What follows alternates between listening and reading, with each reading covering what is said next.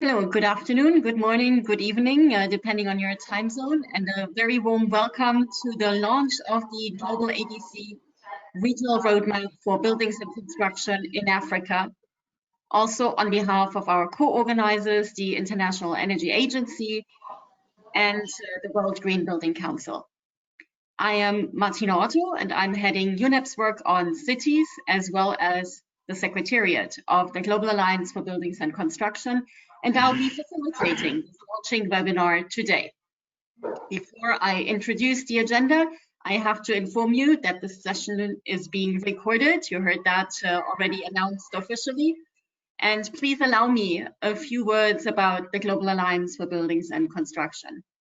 Our objective is to accelerate the pace and scale of action towards a zero-emission, efficient and resilient buildings and construction sector, with a focus on increasing the level of ambition to harness the sector's potential to meet the Paris Agreement, and on creating a common vision and providing a platform for collaboration across the entire value chain. Created at the Climate COP21, with the Secretariat housed by the UN Environment Programme, we have grown to now over 140 members globally, gathering national and local governments, private sector, intergovernmental organizations and think tanks, as well as initiatives that implement projects in the buildings and construction space. Our value added to other networks in this space is bringing together the full breadth of actors and particularly facilitating this interaction with the governments at all levels. Today, we are launching our newest product, the Roadmap for Africa. It is part of a series of regional roadmaps, so for Africa, Asia, and Latin America, and it comes after a global roadmap. Its intent is to provide a framework and a process to drive the needed decarbonization of the sector, and we will introduce it shortly in detail, but so much already now. It does provide a comprehensive set of aspirational targets, timelines, and key actions adapted to the regional context with short-term, medium-term, and longer-term time horizons. And as such, it informs the race to zero pathways that the high-level climate champions are leading, and which also will guide the process towards COP26 and beyond. And the roadmaps are intended to strengthen as well the nationally determined contributions as they're due for review leading up to COP26. Based on these regional roadmaps and via national alliances that do bring together the different constituencies in a process of co-creation, we are working with partners to build national roadmaps. So taking us from the global to the regional to the national level. And let me cite here the Franco-German funded program on energy efficiency in buildings, PEEP, the Zero Carbon Buildings Project, a global environment facility funded program for which UNEP is the implementing agency and the World Resources Institute the executing agency, as well as a cooperation between UNEP and UNDP under their climate promise, an extensive offer of UNDP to help countries wishing to enhance their national climate pledges. The roadmaps are a GlobalABC flagship product, but not the only one. We also have tools such as the guide for integrating buildings measures into the nationally determined contributions to be submitted to the UN Framework Convention on Climate Change. And we issue an annual global status report, which gives a snapshot of developments in the sector. And let me pick up three key messages from this Buildings and Construction Global Status Report.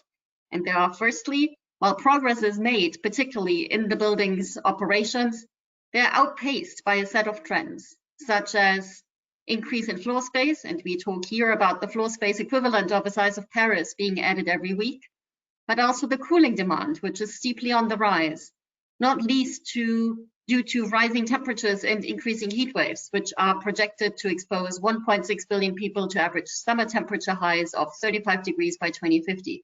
Roughly 1.4 billion more than today. The second is that 36 parties, have referenced actions related to the buildings and construction sector in their NDCs. Yet very few have specific policy measures embedded, and even that link to the buildings and construction sector, and even fewer described as targets to move towards carbon neutral or net zero energy building performance. And thirdly, in 2019, almost 2/3 of countries were lacking mandatory building codes. There's an echo now. Could you kindly mute your microphones so that we don't have this feedback? So I was talking about the mandatory building codes, where only a share of countries actually do have them in place. Some do have voluntary ones, but that means that, for example, last year, more than 5 billion square meters were built without mandatory performance requirements. And these three key facts that I highlighted do underline the urgency of stepping up our actions to realize the sector's potential and make it future-proof. And needless to say that the present COVID-19 pandemic has shed further light on the importance of the sector, both in terms of vulnerability of those living in inadequate housing conditions and the need to be better prepared for all kinds of crises. And we've just been sadly reminded how important our buildings, and particularly our homes, are, as half of the world is living under some form of restriction, and our apartments have transformed into offices and schools. Further, buildings and construction is a key sector for building back our economies, and therefore must be also embedded in the related recovery packages. Not least due to the sector's importance for all economies globally, representing 11 to 13% of global GDP and close to 10% of the global workforce.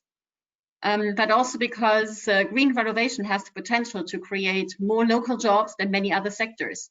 And investments in energy efficiency do pay back very well in energy savings. So in sum, while our economies have been down, the climate crisis has not stopped, and our recovery measures have to be green. And with these opening remarks, let us get into the agenda. And here you see a slide with the agenda. After a keynote address, we will hear a presentation of the key findings of the Africa Roadmap. So from the global sort of perspective that I just outlined, we'll really get into the details. This will be followed by a panel discussion to zoom in on how the roadmap can support meaningful climate action in Africa, followed by a question and answer session with the audience and closing remarks. For the question and answer session, I invite participants to use the question function, and I invite the speakers to open their cameras and microphones after I announce them. And we'll now get into our keynote. So I have the pleasure to introduce our keynote speaker, Mr. PIDA. He is the Director of Infrastructure and Energy at the African Union Commission, and he brings 23 years of experience to his role. An engineer by training, he has headed major portfolios, including high value, innovative and complex infrastructure projects. And he has been involved in some of the most distinguished infrastructure deals in West Africa, especially in Mali, Mauritania and Senegal. So if you could kindly activate the camera and the microphone, and the floor is yours, Mr. PIDA. Thank you very much. I think both of them are activated. Huh? Yeah, we can see you. Okay, thank you very much. Thank you very much, Madam Martina Otto, for inviting African Union Commission to be part of this very important event. Thank you for all co-organizers, and thank you for participants for being here today with us. In the post-COVID world, it will become clear that the economic recovery in Africa hinges on a value addition to its resource based on trade. One of the key constraints for intra-African and export-related trade is the availability of a reliable infrastructure and the high cost of logistics, which can represent over 50% of the total value in Africa. PIDA, which is a program for infrastructure development in Africa, is a flagship project of AUC for developing infrastructure in Africa, initiated in 2012, which has led to the implementation of over 30 infrastructure programs.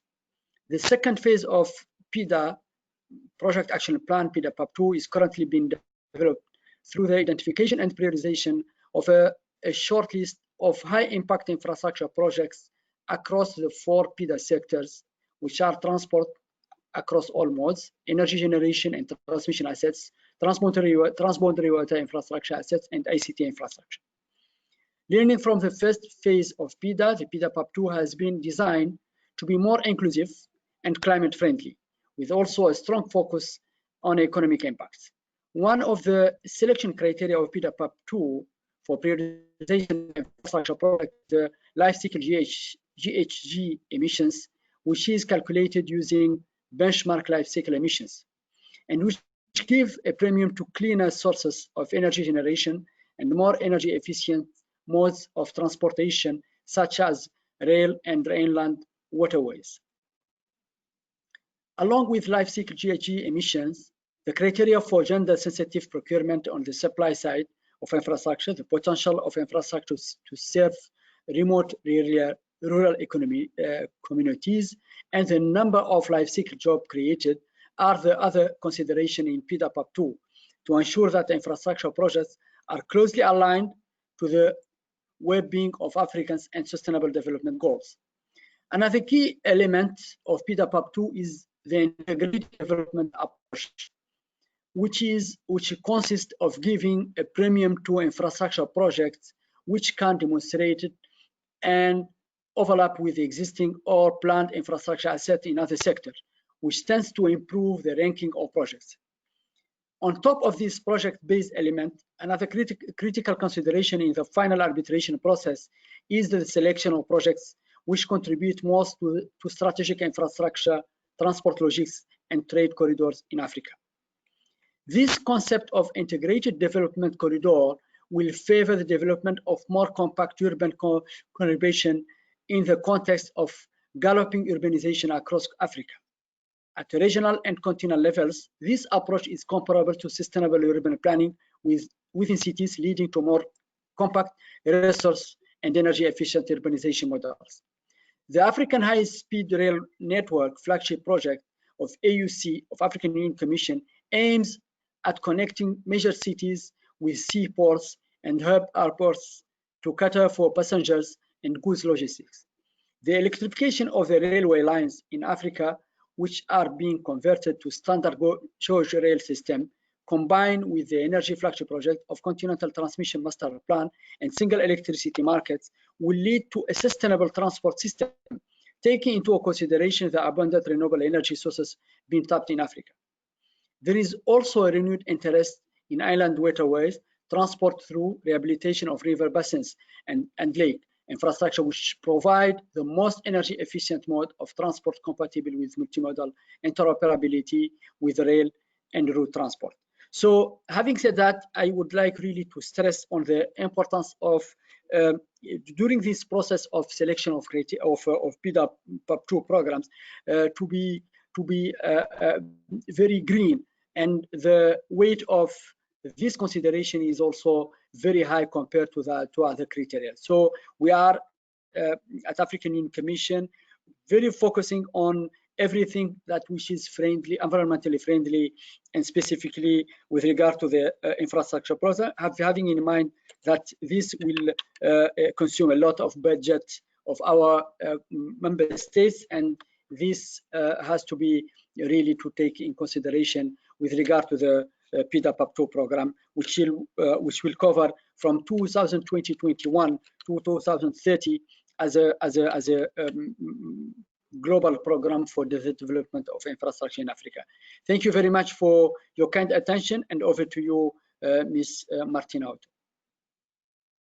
Thank you very much for your kind introduction words to this, for having taken us to the priority areas of the African Union, some of the projects, and having embedded this work of buildings into a broader infrastructure picture. And obviously, this is very, very key as we go forward. We often say, well, we don't have to look only at the single building, but the building in its ecosystem, which is the city, and obviously also how it connects to critical infrastructure services. This is where people connect with infrastructure mostly.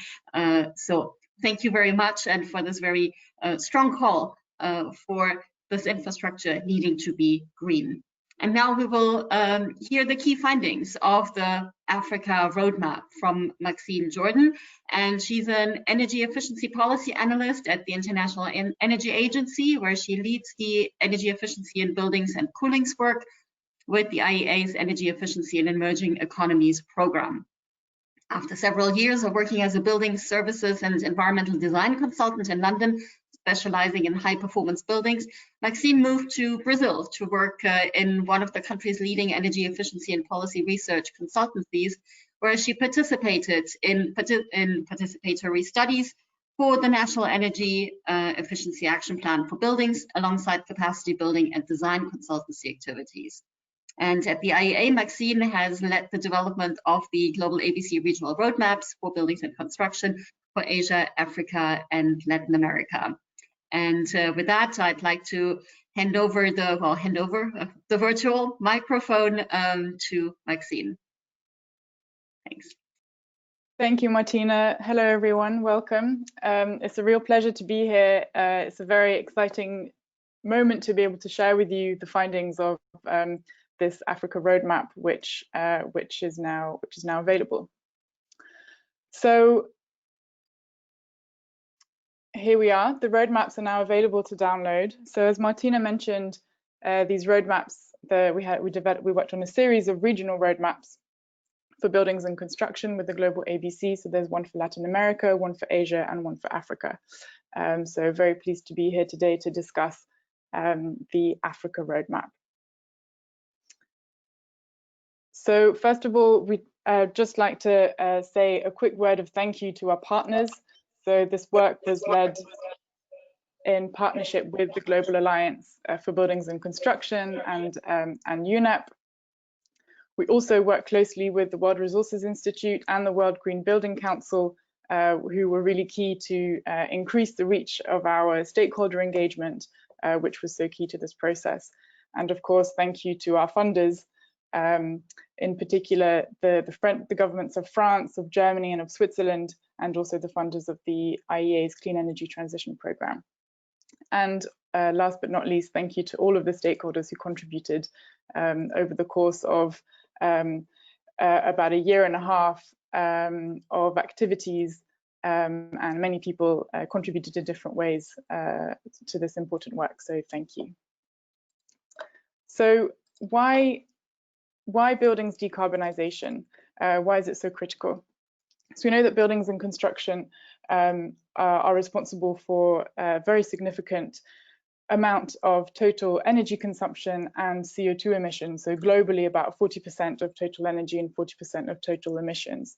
This makes them one of the biggest single consumer of energy and of emissions, therefore are going to be very critical in decarbonising our economies. But in being responsible for such a large share of energy and of emissions, they actually represent also a huge potential for reduction. So here, this graph shows the results of the IEA's World Energy Outlook model, looking at the STEP scenario, which is the stated policy scenario. So essentially, if no new policies are added, what is the trajectory of CO2 emissions coming from buildings in Africa? And we see that, and we can compare that to a sustainable development scenario in which decarbonisation through energy efficiency and clean energy is really pushed in order to decarbonise. And we can see that by 2040, we could actually see about 50% lower emissions on a sustainable development scenario as compared to under the stated policy scenario. And in fact, emissions could even decrease from what they are today, while still meeting universal access to energy, to electricity, and to clean cooking, increase in floor area, and growth in economic activity. In the scenario, to show you what would it take to be able to deliver these emissions reductions, on the left we have the energy consumption in buildings, and so we see between 2018 and 2040 a significant shift from traditional biomass to electricity consumption.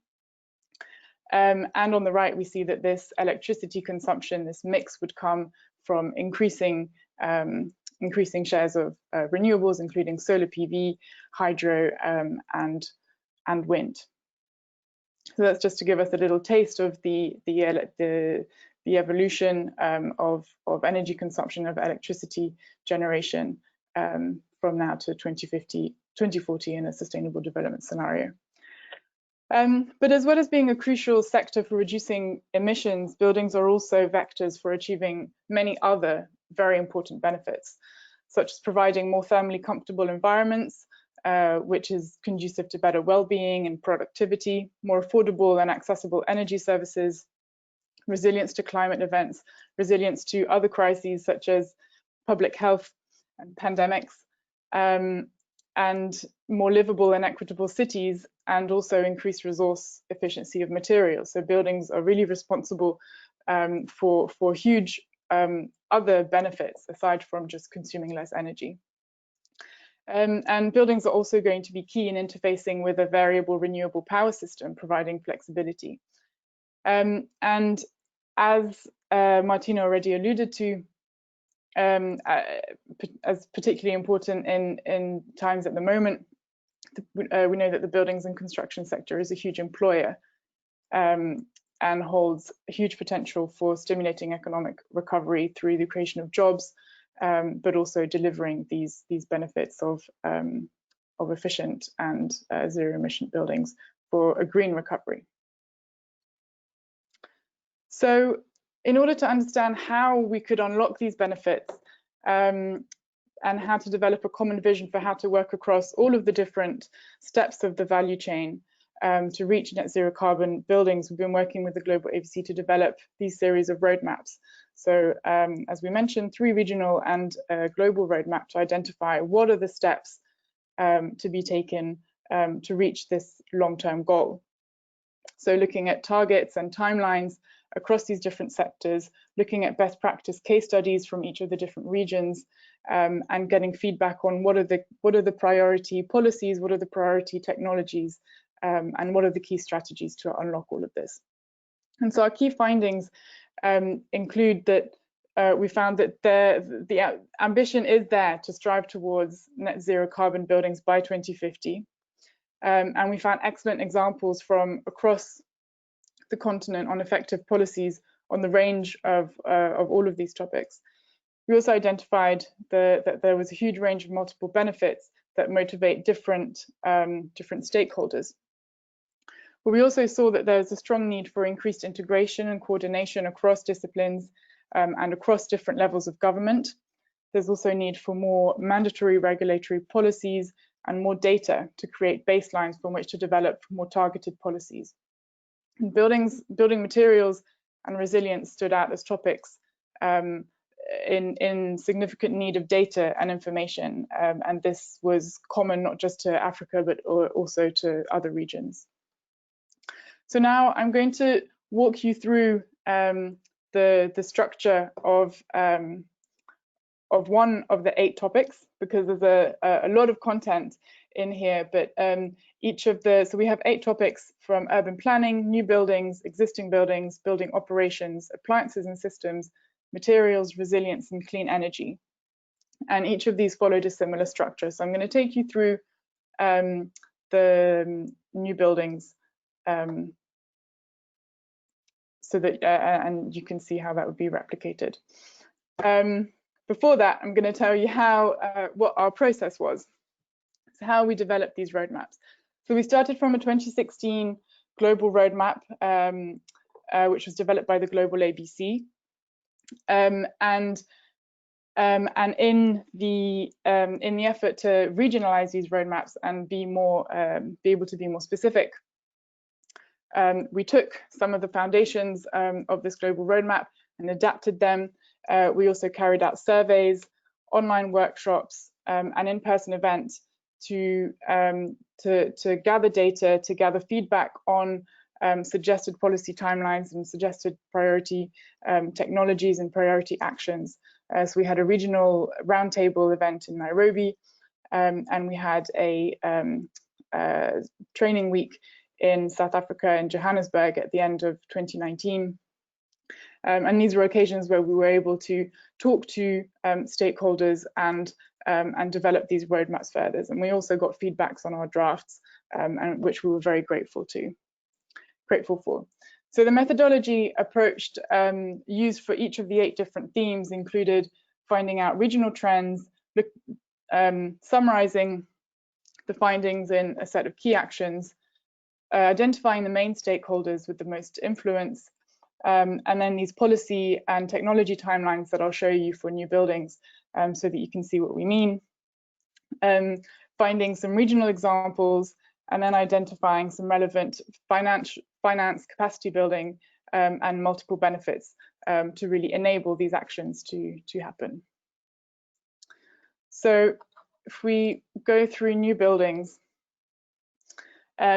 each of the chapters starts with a little section on trends and challenges in the region.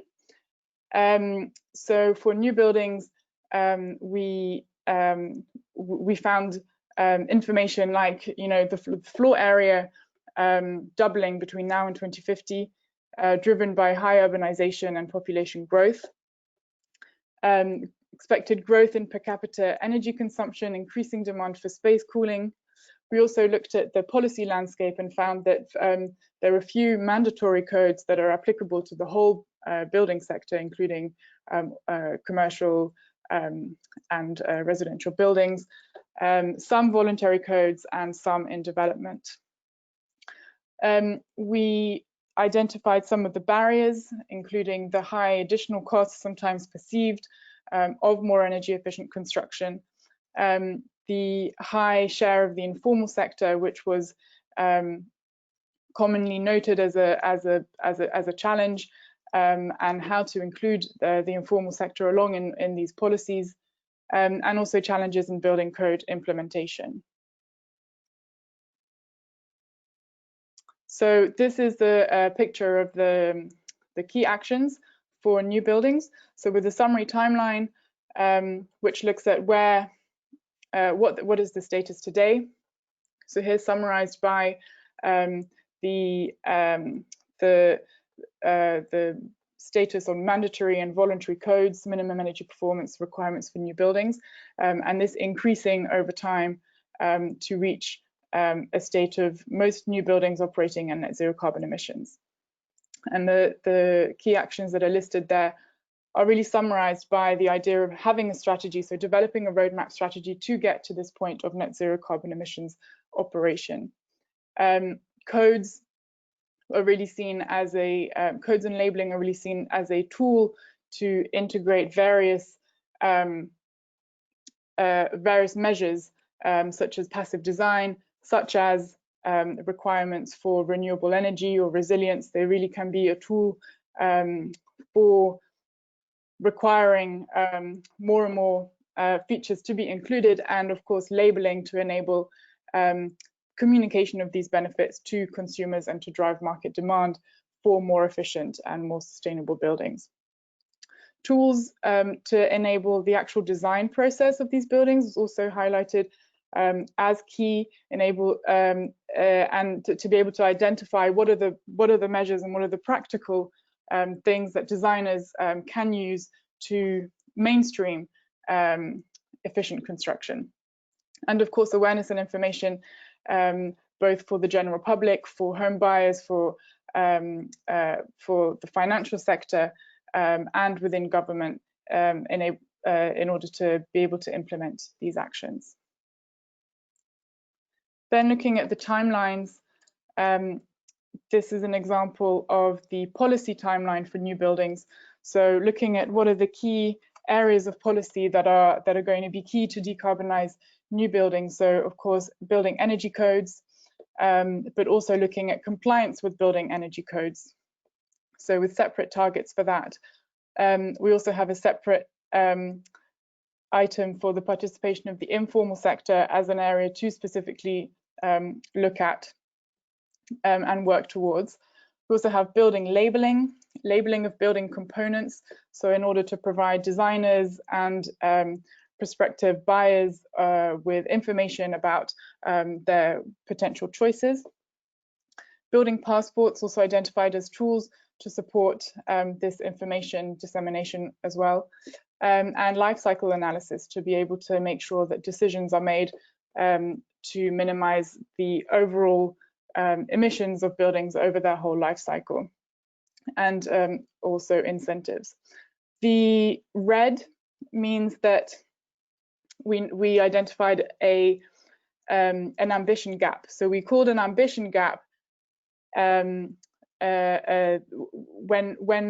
stakeholder in our survey and in our workshops, when stakeholders identified that they weren't very hopeful or didn't think that something was going to be particularly mainstreamed in the long term, but where this would not be compatible with reaching net zero by 2050, we noted it as an ambition gap, as an area that would need more work and more information.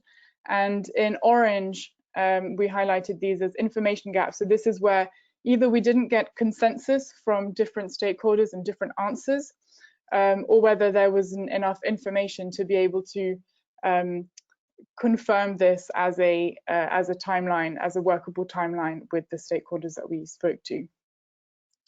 So showing the equivalent technology timelines for new buildings. So this is where we looked at specific technologies and how these would have to evolve over time to reach a long-term target of net zero emission buildings.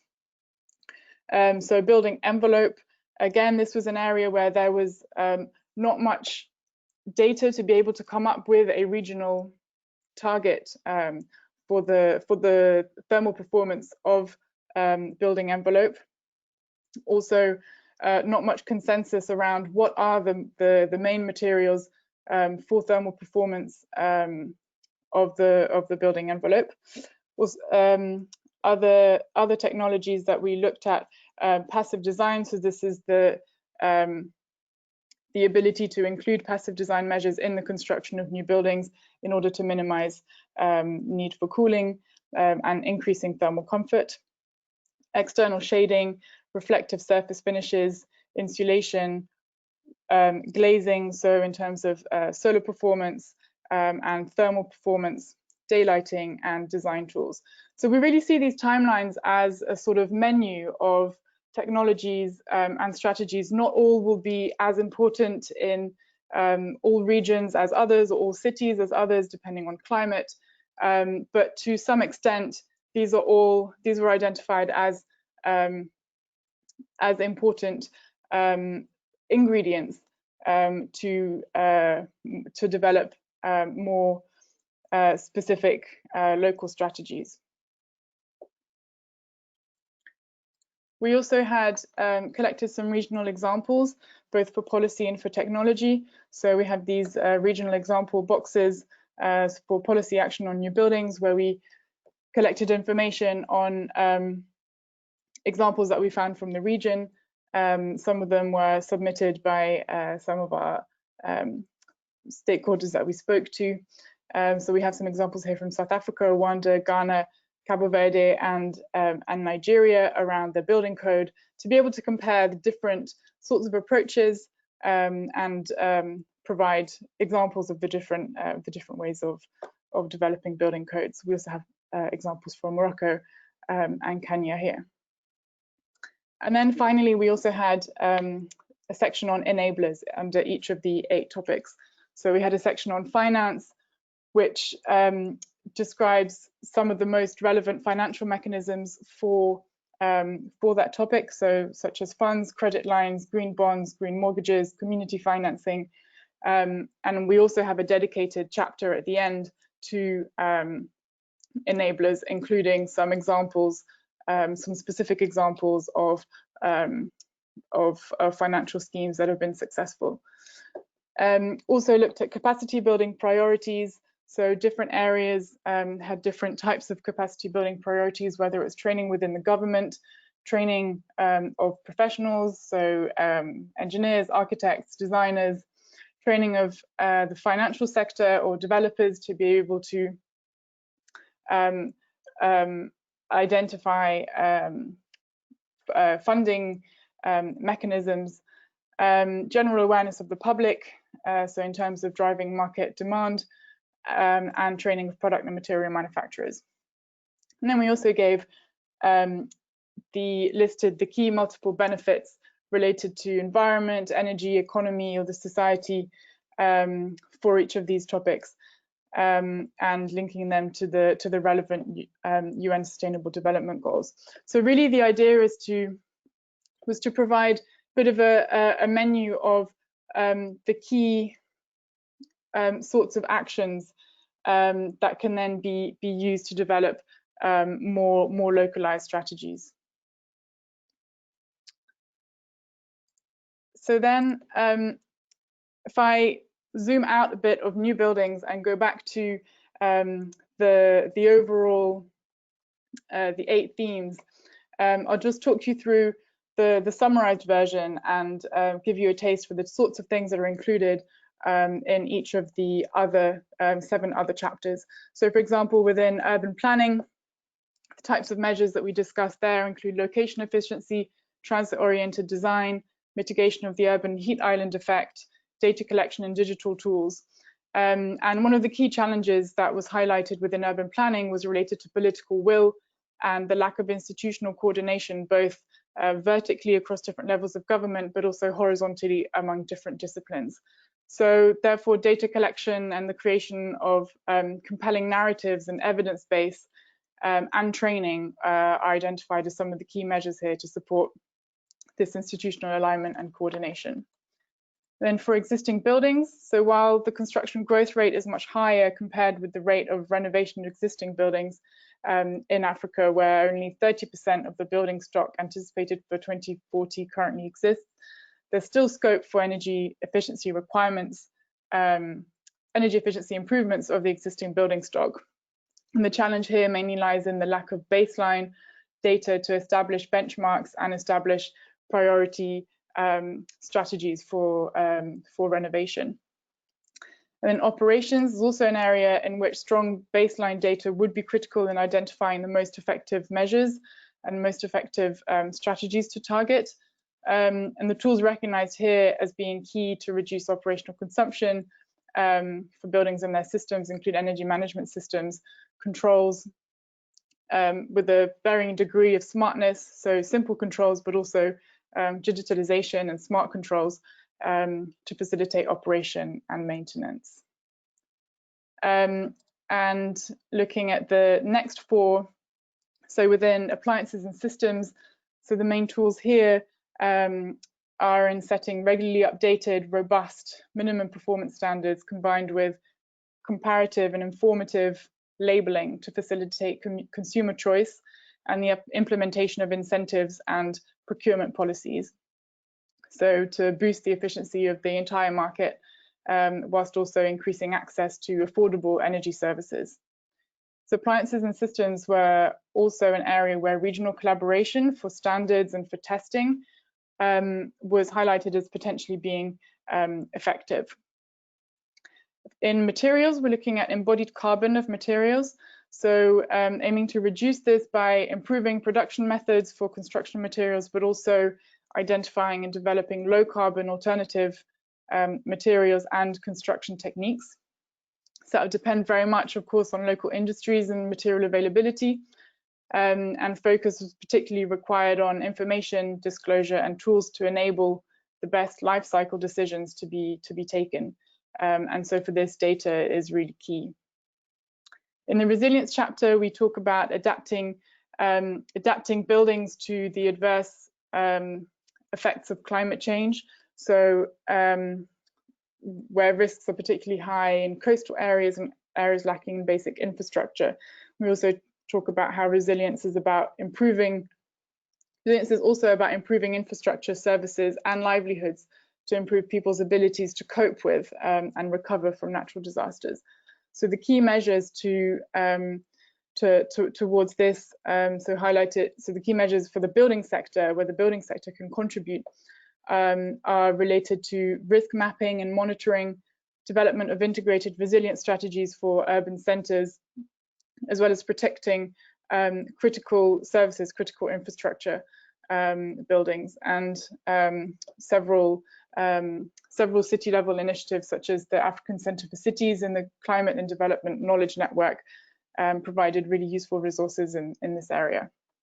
And then finally, looking at clean energy. So this is looking at what would be needed to expand access to energy and how to decarbonize it. So we saw earlier that growth in electricity generations is dominated by solar PV, wind and hydro. And this would be through a mix of utility scale and distributed resources. We looked at some of the key enabling measures for this growth, lying in regulatory framework and subsidy reforms, requirements for renewable integration readiness in building codes. So either requirements for actual implementation of renewable energy, or at least readiness in buildings so that they would be able to support a more flexible grid. And the main sort of themes that came out across each of these areas were really around the importance of developing national strategies and the government leading by example, using standards and codes to gradually drive up performance, regulatory frameworks to facilitate integrated action across the many disciplines that are involved across these themes, narratives and engagement to drive demand. So that's looking at the multiple benefits and how to use them to really create demand for these buildings. Capacity building, we looked at different types and addressing the data and ambition gaps, including the ones that I mentioned earlier. Oh, the slide has gone. Okay.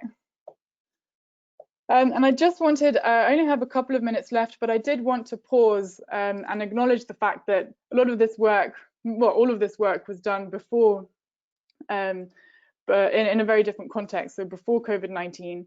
And so we have to acknowledge what that means. But in fact, the public health crisis and the economic crisis have actually strengthened the reasons why efficient and healthy buildings are important, as has been mentioned already today, and how the multiple benefits that we saw in the beginning are so valuable. And it turns out that the buildings and construction sector could actually be part of the solution to economic recovery also. So the IEA and the IMF worked on a report this year called the Sustainable Recovery Report, looking at different types of measures and what their contribution could be to jobs and economic development. And buildings consistently came out on top.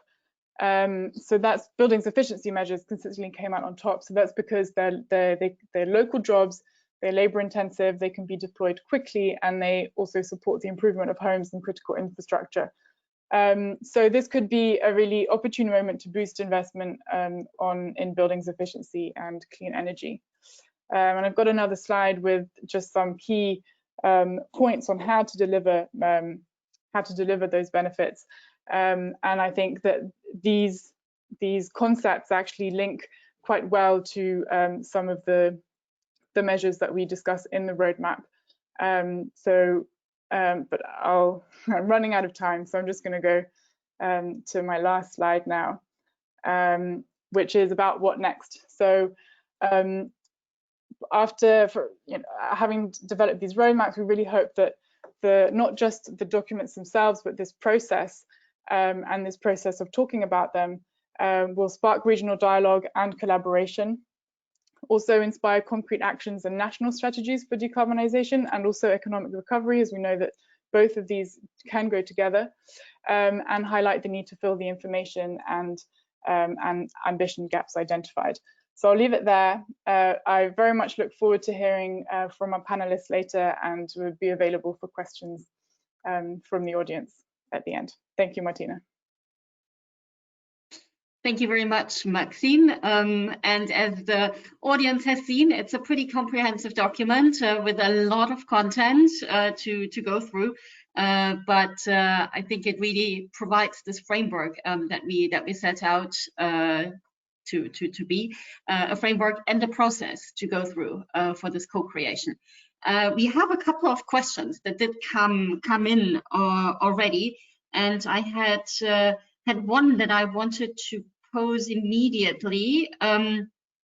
And that is related to trends and challenges in a continent consisting of 54 countries with quite different boundary conditions. Are there any views of regional differences? And I wanted to ask that to Maxine immediately, because obviously we had given some thought to this, but there were also some limitations in the development of this roadmap. Maxine. Thank you. That's a really good question, and a question that came up a lot in the development of this roadmap. Of course, it's these differences exist, and I think the whole point was to try and find the commonalities and to provide a platform for discussion and for adaptation. And I think really now the roadmaps are there, they're done, but our work is not finished. And we really look forward to be able to discuss these questions with different actors, because we still see some value in having a broad regional document. There are different at every level. I think there can be some takeaways, whether it's at regional or national, or even city level. There needs to be some adaptation to be made.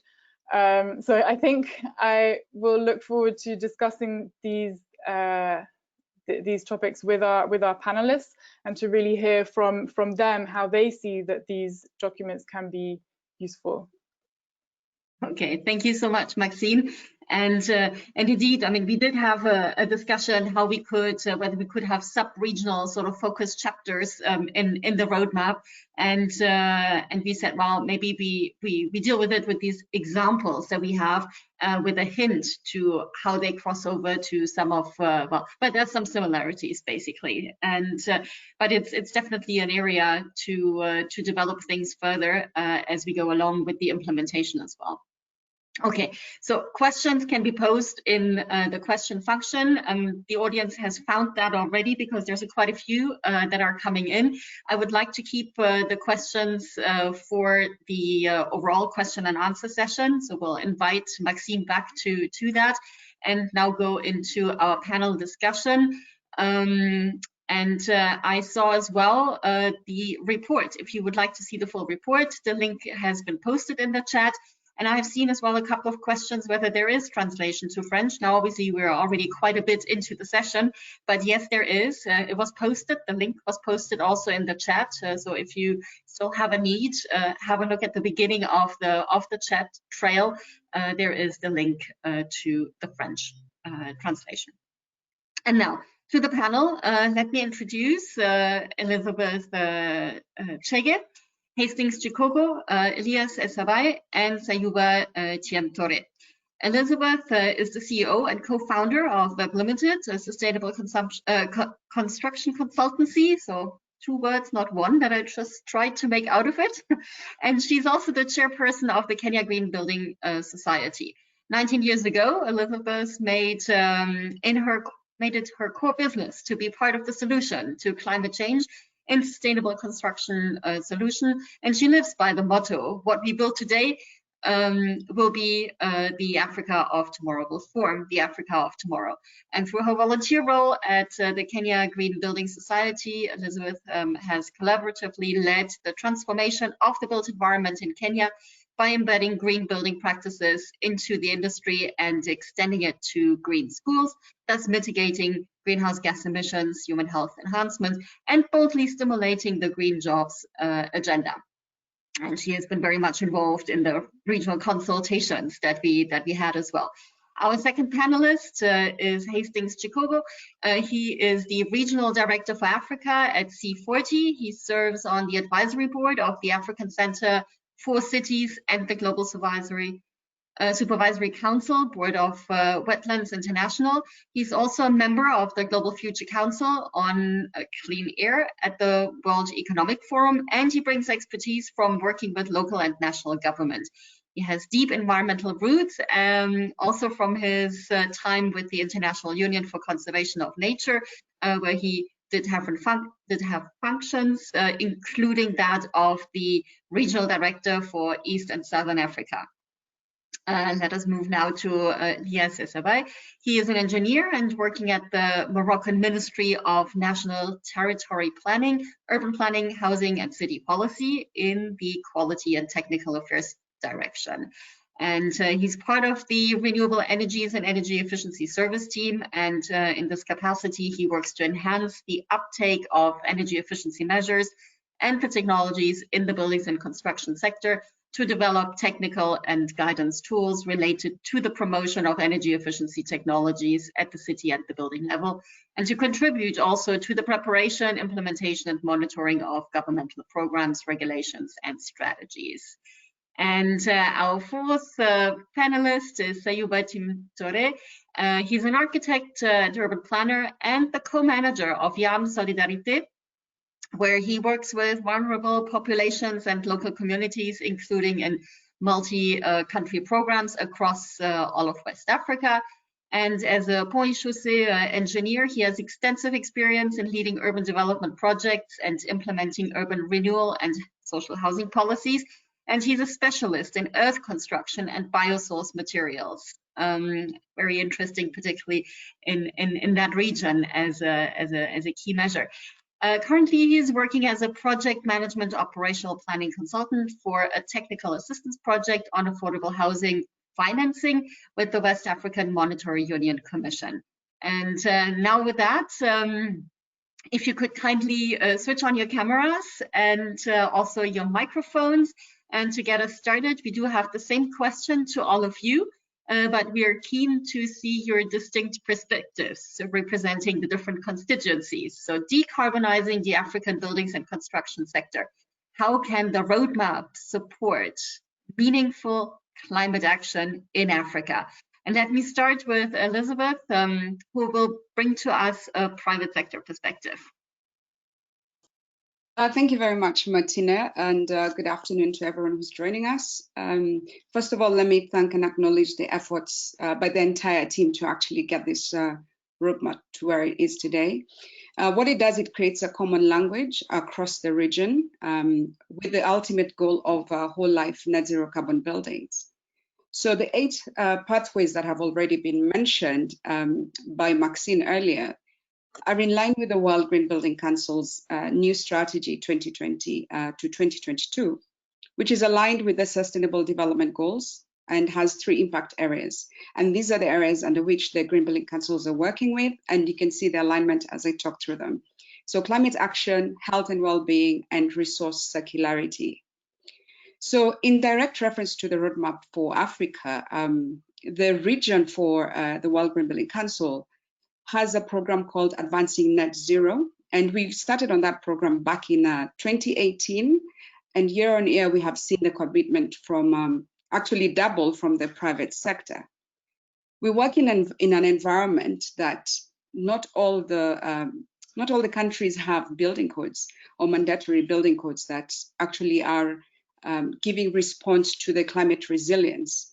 So we find ourselves right in the center of the discussion when we do our work through advocacy, certification, and education in green buildings. So the benefits that people have seen through green buildings and the gaps in mandatory regulations towards a sustainable built environment has catapulted these green building councils in Africa to be the authorities, implementers, and resource centers of setting these goals and also aligning them with the Sustainable Development Goals and driving towards them. So the urgency we feel, especially from the private sector, is that we can't wait. And the private sector comes back to us to say, we can't wait for codes to be written. We're already living in a climatic effect, and there's various evidences around the region. I can name a few in Kenya as well. So the urgency is that 80% of the buildings that will exist in 2050 around Africa are yet to be built. And also there's a responsibility towards the 1.3 billion more people who will be in Africa then. And we target for those people to actually live in low carbon, climate resilient, sustainable cities. Because as much as we know, the cities do consume the most resources. However, we've seen a lack of awareness in that buildings are seen not to emit a lot of carbon currently in Africa. So they're not given the priority that they should. But with those figures that I've given earlier, we see the need to actually do it right from the beginning, and we see this as a great opportunity. So once again, the common language is really helpful. So going back to that program, the Advancing Net Zero program and private sector joining, the private sector itself always looks for, especially the development, looks for ways to definitely get the maximum returns on the built environment. However, at the same time, with benefits that outlive the climate issues, so climate resilience actually coming in, and the benefits that we've shown on operation of buildings, the private sector itself has actually resolved to using, for example, green building rating tools. And there's various rating tools around Africa, but beyond the rating tools, there's sustainability itself. And a few things have been mentioned around passive design elements. And I know there's some questions coming through on that. But what I really like about the 8 impact pathways that have been shown today is urban planning, because we have the greatest opportunity now to actually replan our towns, our cities, our counties, our countries to be cognizant of the climatic effects. Because without that urban planning, we're fixing carbon and carbon design in buildings already. If you can't design in one orientation or another, they're fixed already. So those are just a couple of points I wanted to bring forward around the private sector, looking at the micro as well as the macro outlook on it. Yeah, thank you, Martina. Thank you so much, Elizabeth. And definitely the Advancing Net Zero program is a huge draw for private sector to get engaged. And I think it's interesting to see that the action that is being taken while we wait for the regulatory frame, and not wait, but while the regulatory frameworks are being put into place. Elizabeth, you mentioned a lot about already the urban planning and the role of cities, and that is a nice lead over to Hastings to get local government perspective. You're working with C40, and there's a lot of activity in this area as well. Maybe Hastings, if you could come with your remarks. Thanks. Thank you. Thank you so much. Let me also start by congratulating the team. This is fantastic work that you have done, a lot of input and really an excellent product. I think for me, I will start with what a number of commentators have said, saying that, this whole battle, the climate change battle, will be won or will be lost in cities. Basically, when you look at carbon emissions, or when you look at greenhouse gas emissions in general, you see that cities can really play a meaningful role in reducing these.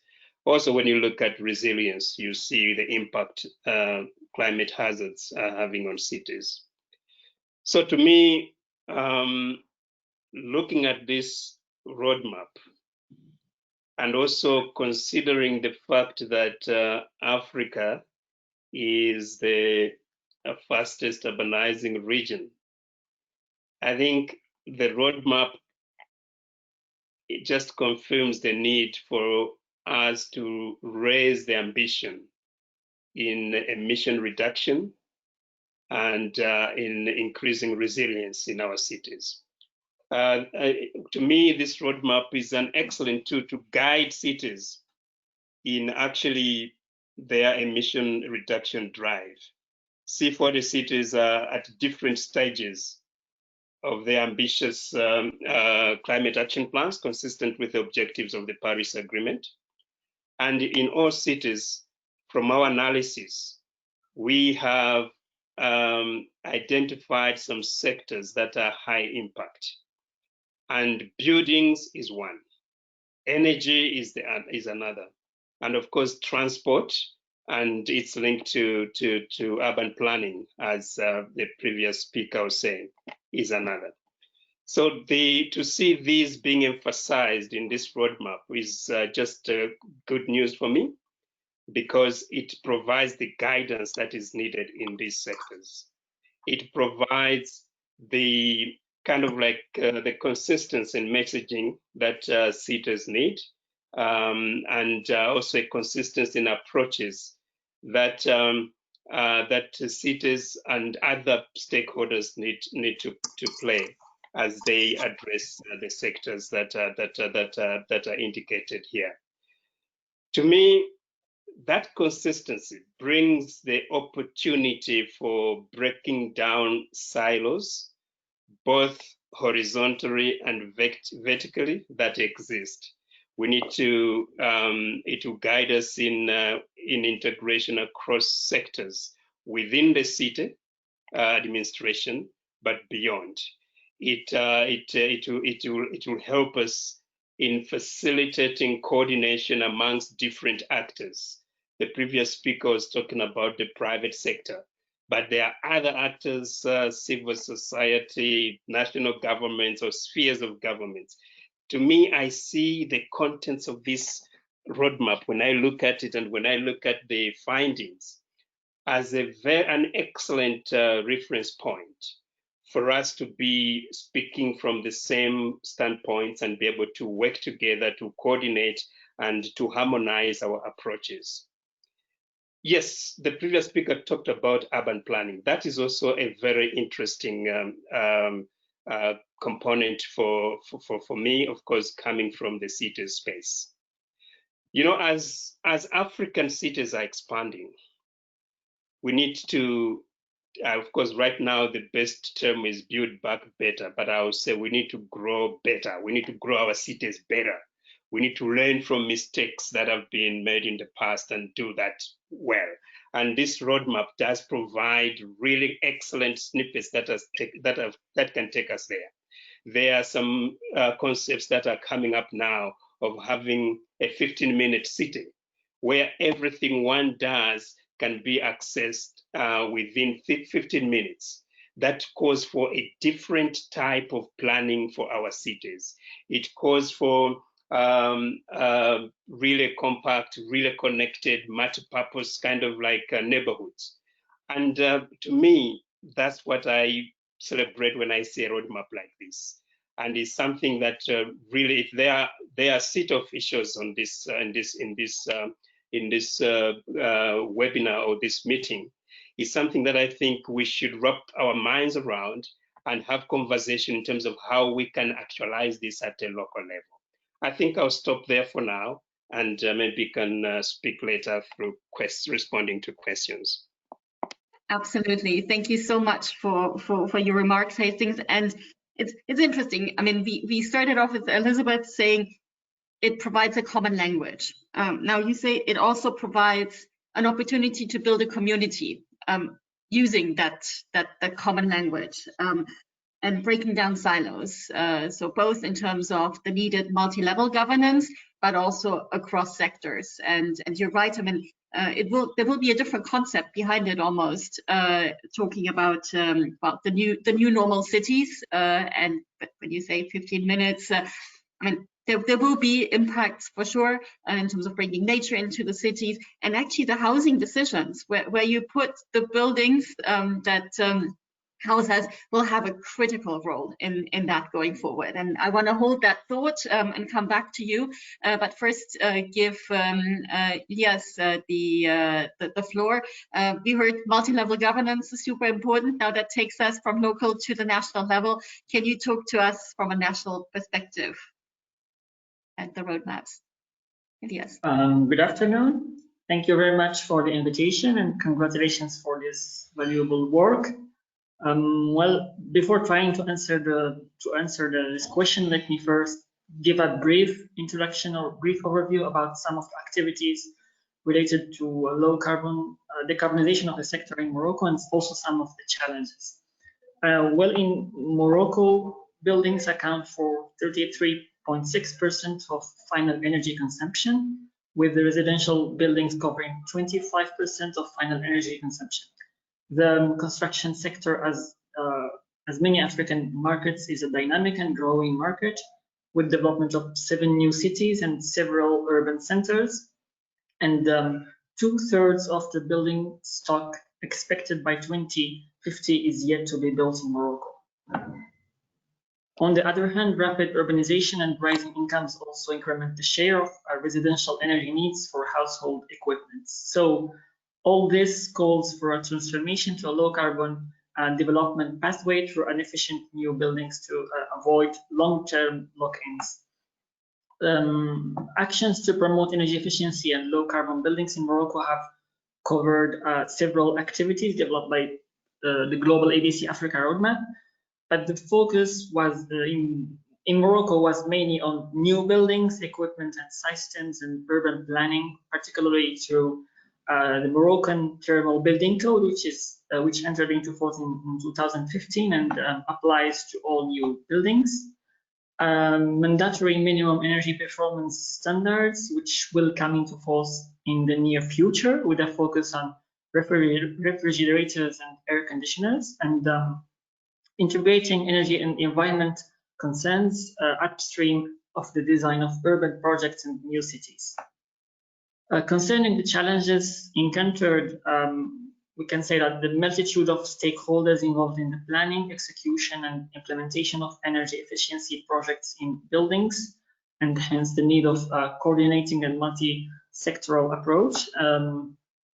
Also, the fact that we should deliver quality housing that is also affordable to both the public budget and the end consumer, and the difficulty in implementing thermal regulations through for example, through our experience, we have realized that the development and implementation of thermal regulations in the building sector is a process that requires long time, ensuring the maturity of the market and also the involvement of the entire value chain. And there is also lack of incentives, mechanisms, and capacity building and awareness issues. Now, to the answer to the question how the GlobalABC Africa Roadmap can support climate action in Africa. First, it gives a clear idea of the key processes required for the decarbonization of the sector, and allows policymakers to have an overview of the current status of the implemented low carbon policies in the building sector, and also to assess the progress and achievements of the country towards sector decarbonization. It also allows a clear understanding about the gaps in terms of low carbon pathways for the building sector. For example, in Morocco, it's clear for us that more efforts and ambition are needed in the field of construction materials, energy retrofits, and operation and buildings. Globally, the roadmap provides answers to 2 major questions for policymakers. The first one is, how can we complete and reinforce the actions already implemented or under implementation? The second is, what needs to be planned for areas that are not yet covered by the national regulatory and institutional framework? Finally, the roadmap perfectly illustrates that the fact that decarbonization of the sector can only succeed through a multi-sectoral approach and strong public private cooperation. Thank you, Martina. Okay, thank you so much. I think it's interesting as well what you said in terms of it helps. I mean, it's such a rich material. It helps to guide the process, to give ideas, but to identify gaps. And then eventually further down the line, it will help as well to demonstrate all the good action that has been taken. Let me now turn to Sayuba, and you're working at different levels. One that is very much engaging communities, so basically the smallest scale, and and you work at the sub-regional level. So how can the roadmap support meaningful climate action in Africa in your perspective? Alors, merci. Bonjour, vous m'entendez? Bonjour, hello, can you hear me? Ok, donc, alors je vous remercie en tout cas pour l'opportunité que vous me proposez de présenter en tout cas les démarches que vous avez initiées, que je trouve très salutaires, franchement, parce que ça va être une première fois, nous allons pouvoir. I want to thank you for giving me the opportunity to share. Nous allons pouvoir travailler sur une trame qui va pouvoir permettre d'avoir une base uniforme pour l'ensemble en tout cas des États de l'Afrique de l'Ouest, puisque moi-même je travaille en tant que consultant auprès de l'Union monétaire ouest-africaine sur tout ce qui est planification de logement. It will give us a framework and a basis for our work. I personally work as a consultant and as far as building and housing is concerned. Alors, donc, pour commencer, effectivement, j'aimerais tout cas remercier l'approche et aussi vous dire que, bon, donc, effectivement, du point de vue des habitants, donc, sur la question énergétique, ce qu'il faut savoir, c'est effectivement, nous, on parle ici de consommation d'énergie, mais auprès des habitants, l'objectif, ce serait déjà d'avoir accès à l'énergie.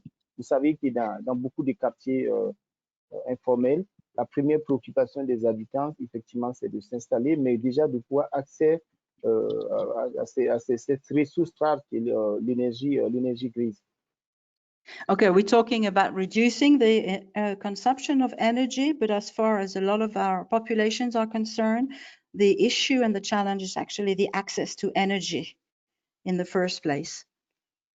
Voilà, donc c'est pour cela que je trouve la démarche très intéressante parce que donc au niveau des populations, nous, le travail qu'on essaie de faire, c'est effectivement de voir comment on peut arriver à travailler, à mobiliser les groupes de personnes ou aussi des fédérations de personnes pour pouvoir, ne serait-ce qu'arriver en tout cas, à amener l'énergie auprès des habitants et aussi à essayer de fédérer la question de la consommation d'énergie autour des groupes de personnes. On n'est plus dans un process individuel, mais on est plutôt maintenant dans comment répartir la ressource énergétique pour le plus grand nombre dans des zones qui n'ont pas accès à l'électricité. Donc, pour cela, donc, je pense que cette feuille de route aborde la question de l'urbanisation.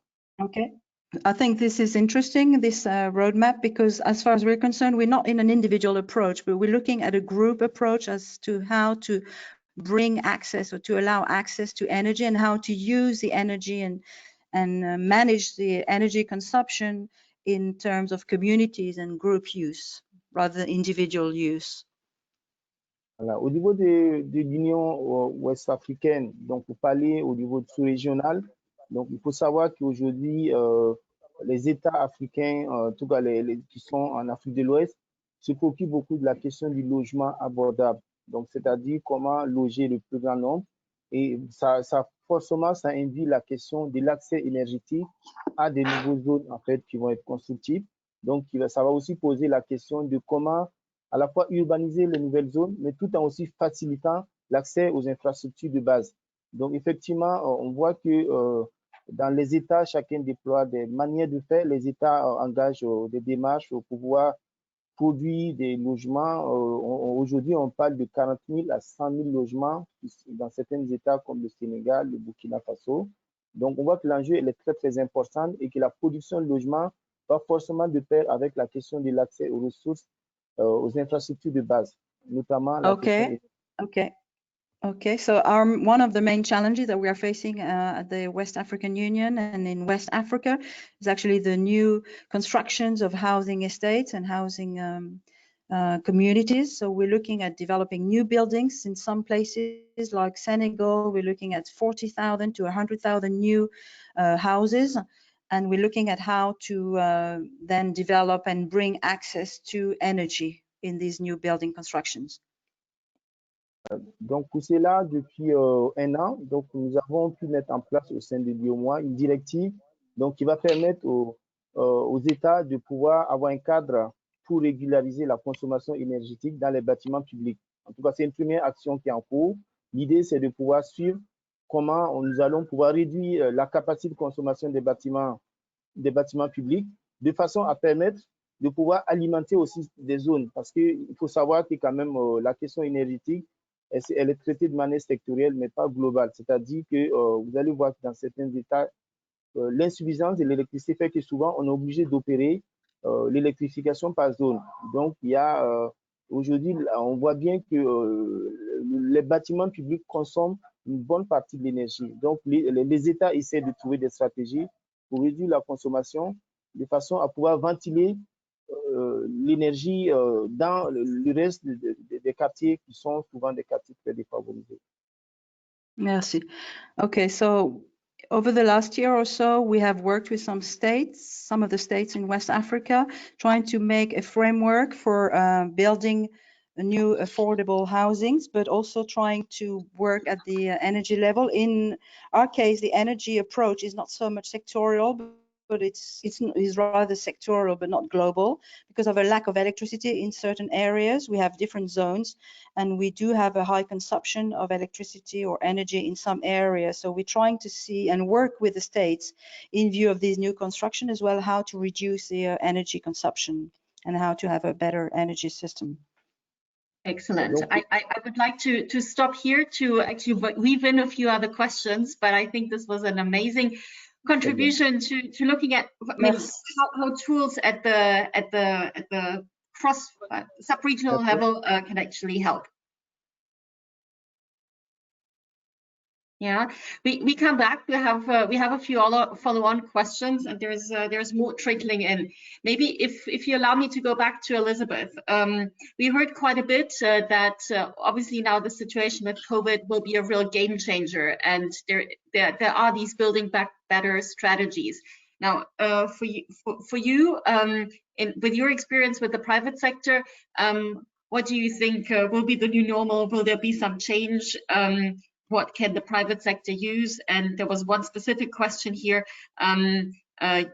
because you said, well, the private sector cannot wait, but does Kenya have an energy renovation plan also as part of the Building Back Better? So it gets very specific then. Yeah, thank you. Thanks for that question. Actually, it's good they've asked about Kenya and the current regulations. And what we've seen coming out of this COVID, and being part of it this season, is we've received the Kenya National Energy Efficiency and Conservation Strategy from the Ministry of Energy. It's dated 2020, and it's quite exciting that we now have a concise document that looks at energy efficiency and conservation. And therein it references buildings as well, and the target setting to reduce consumption in buildings. And it's very much mirroring what is here in the roadmap. Another thing about it is that it also shows that we're looking at building around 10 million meters square of buildings in the next 5 years. So the targets are set for the next 5 years, not even 2030 or 2040.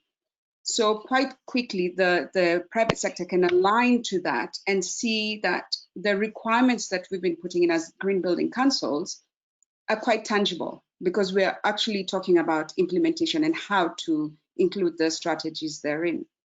I'd like to also mention that there's the Energy Act dated 2019 that's already in circulation, and there's the enactment of the Built Environment Bill and the Housing Bill, and all this we've had the great opportunity to actually comment in them to bring in the green building aspect. So that's one part of the question answered. About post-COVID, I think in a large way, the private sector was very much working in business as usual before COVID. And with the message that we have to go home to stay safe at home, we've started respecting the built environment, and the message is actually getting home, so to speak. Health and well-being was a very quiet message around green buildings. It's now at the center of the discussions. Building for people, natural ventilation, indoor air quality, outdoor air quality, linking with energy use, waste to energy. Initially, a lot of the commercial buildings was focused on energy efficiency. Now that we have to work from home, a lot of people have realized how much energy they're actually using, because you're paying the bills yourselves. And in this case, COVID-19 has also opened up that thought process that we don't have to go back to having to, this would have been a session where we'd have flown to see each other, but we can actually work in different ways. And we want to use that opportunity for people to be educated, create that awareness, and actually use that to set the targets that we can actually say, rather than end of 2021, how are we going forward by the end of 2020? Thank you. Thanks, Elizabeth. Very good points. And we already spoke a little bit about this interaction between the national and the local level. And often it's not in all contexts, but in quite a few, the building codes are being done nationally, and then it's left to the local governments to implement. And obviously, we already heard it's a challenge. It's a challenge everywhere, and not only on the African continent, in terms of capacities and so on, to actually really do this implementation. So I'd like to turn to Hastings. What are the main challenges faced by cities in enforcing building codes and regulation? Right, thank you so much. I think you just, you really laid the foundation very well. And I would just build on that. I think the main thing, based on the work we are doing with cities in Africa, is just the capacity of the building sector, and of course, the capacity of the city officials themselves. You know, it's one thing to have these building codes and regulations. It's another to get them enforced in a city. So to me, ambitious building codes require a step change in compliance, and of course also a step change in enforcement.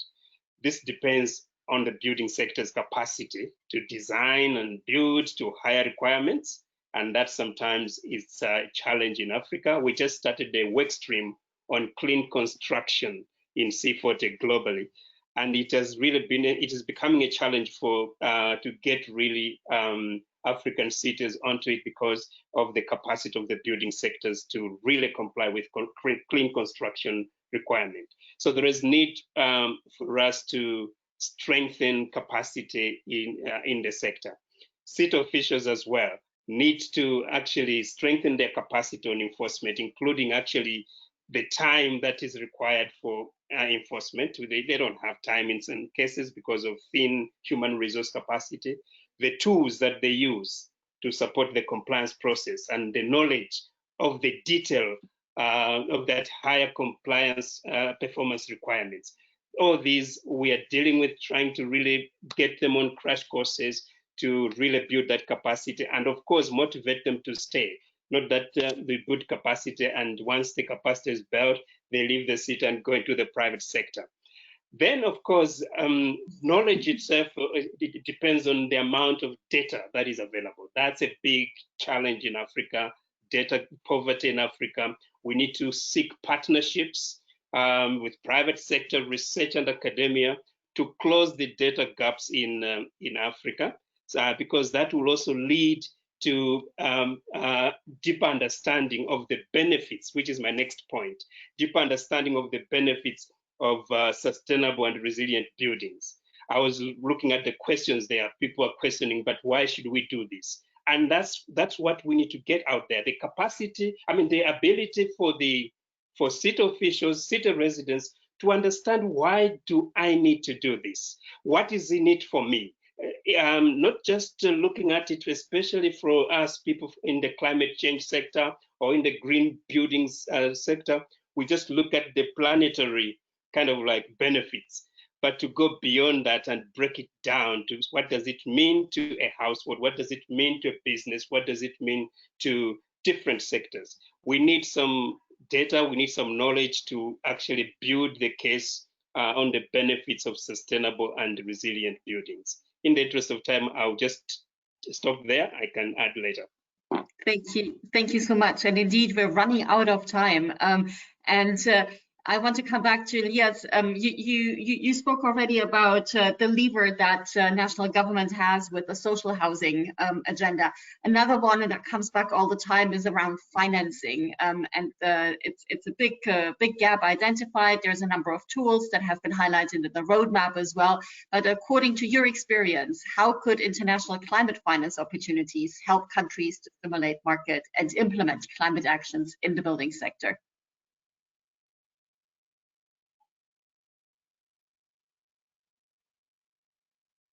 Yes, indeed.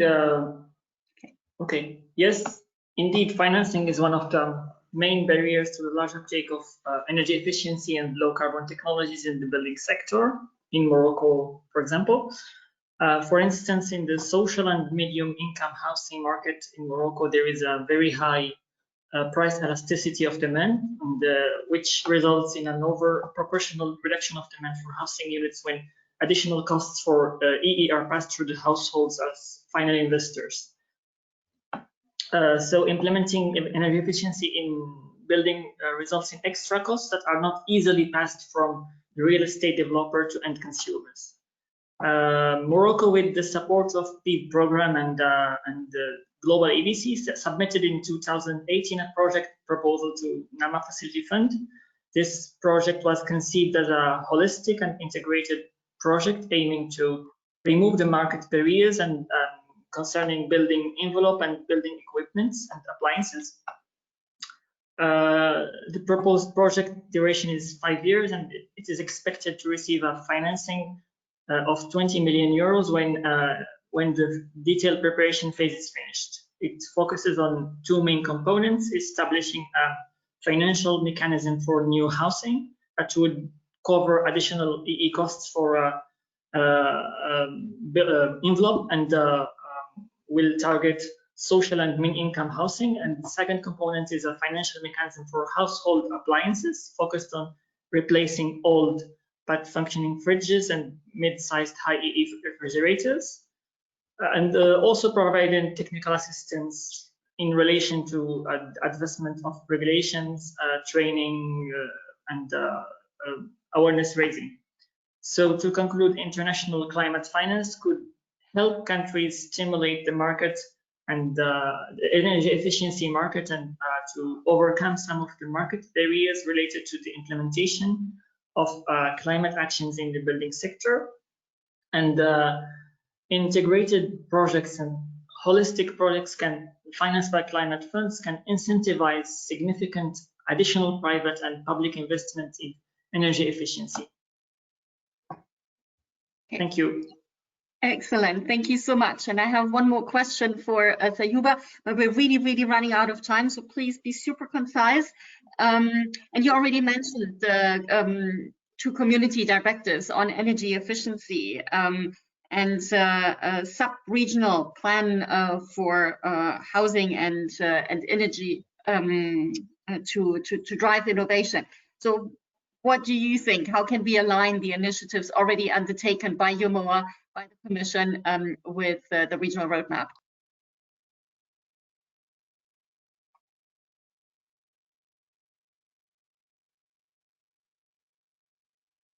In case you're speaking, we don't hear you.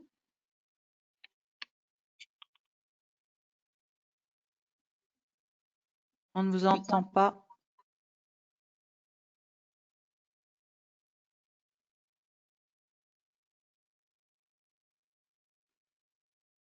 Well, it seems we have a technical problem. Why don't we, in the interest of time, go to our closing remarks, and if we get our connection back, we'll come back with a very final word given to Sayouba. And I would like to introduce Mohamed Mbou. He is the Special Advisor to the Secretary General of UCLG Africa and the Africa Climate Task Force. And he's also a former Director of Climate Change, Biodiversity and Green Economy at the Ministry of Environment in Morocco. He has a long career, and I don't want to use the time to tell the whole story. We're very happy and proud to have him with us. So Mr. Mbou, the floor is yours.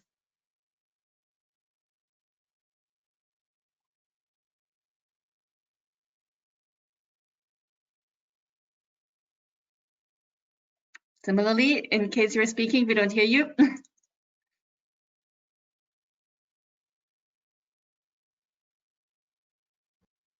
It's okay now?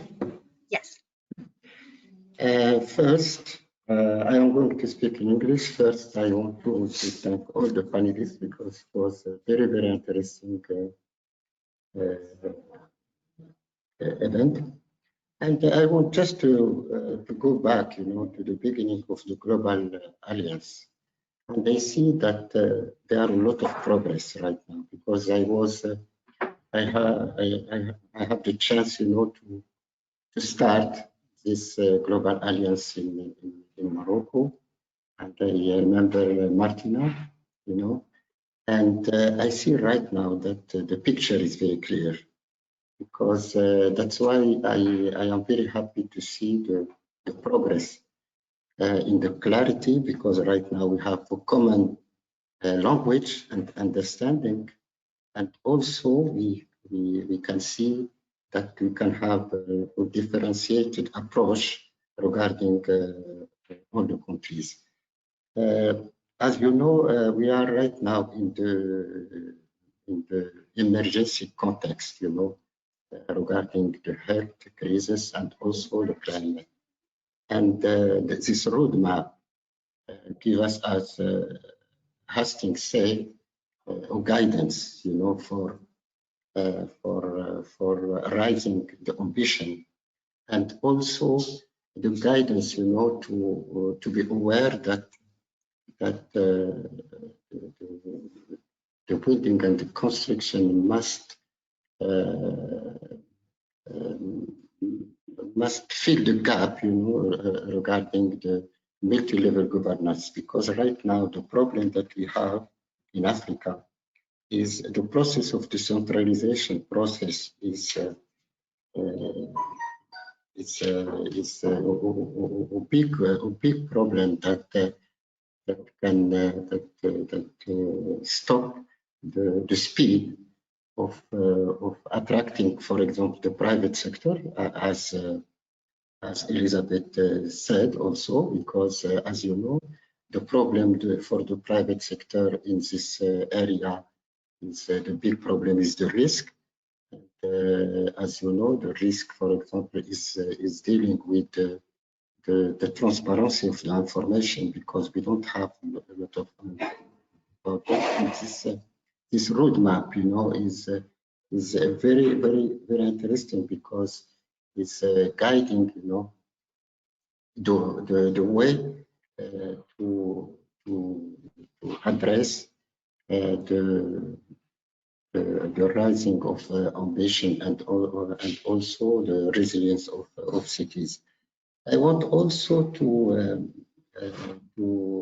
highlight, because in Africa, if you see the indices in Africa, we have some priority and housing, given the problem that we are going to double the organization and also the growth of population. As Elizabeth said also, because also the urban planning is very important also in this area. And I am very, very happy to see that all the presentation goes to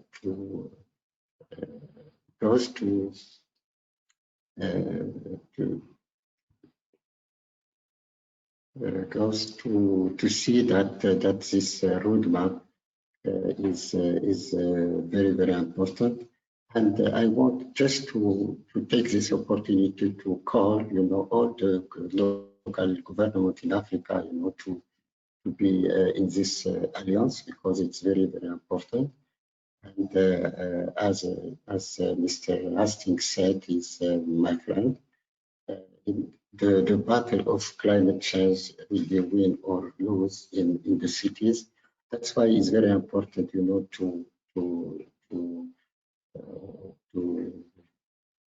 work a lot in the multi-level governance, because I think that the multi-level governance is very important And this is the way also that the private sector can be involved, because the private sector can be involved if we have the framework very clear. And also I wanted just to end that I want to thank all the panelists and Martina, because I'm very happy to see you, and we are very happy to work together. And I want also that the climate change and Research Africa and Global Alliance is ready to contribute, for this alliance. Thank you very much. Thank you very much for your closing remarks. I would like to thank all the speakers for the great contributions. We've noted a number of questions. Since they were posted in the question feature, we do have access to them. We can get back to them as well. Please stay in touch with us. I also want to really thank the team, both in the Building Council as well as in the Global Alliance, for putting this together. Particularly Mohammed and Drew. Thank you very much for all your hard work going into organizing this. And I had promised I go back to Sayuba. One final word.